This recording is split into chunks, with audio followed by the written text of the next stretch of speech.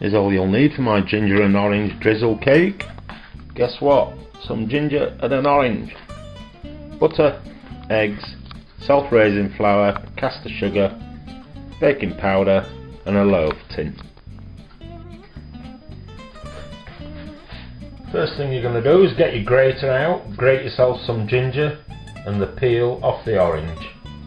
Put that to one side and into a bowl. Soften up your butter in the microwave, in with the sugar, then you're going to get those mixed together until they're nice and creamy.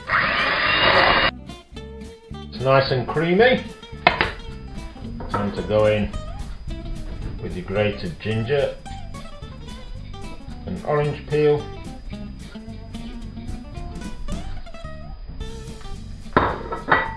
And then into there, crack 2 eggs. Give them a good whiz round.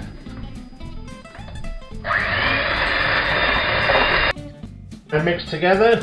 Time to go in with your flour and baking powder, but you're going to sieve it in there so that you get some air into the mixture.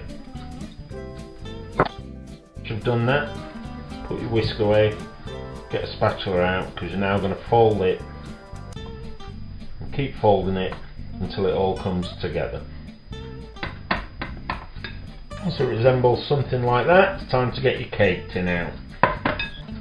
With your cake loaf tin, get it covered in butter, give it a coating, then cut a template of greaseproof paper, put that in the bottom, stick it to the butter, and then it's in with the batter you've just made.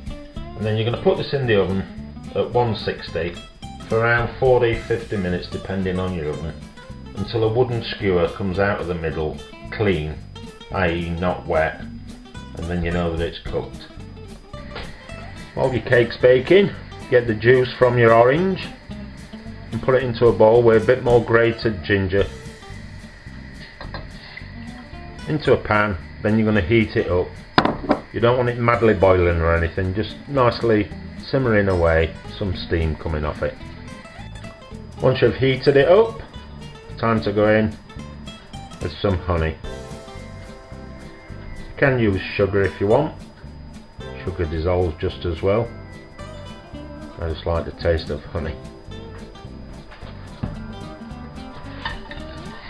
And then just keep stirring that round until all the honey has dissolved. Put this to one side to cool down a bit, and then check on your cake. Once your cake's out the oven, take your tin off. Luckily your greaseproof paper's still there. And then let that cool down for 5 or 10 minutes. When your cake's cooled down, get your wooden skewer, and you're going to put holes all the way through it. And you're going to get your orange juice concoction, teaspoon, pour it on. Then make yourself a cup of tea and cut a slice.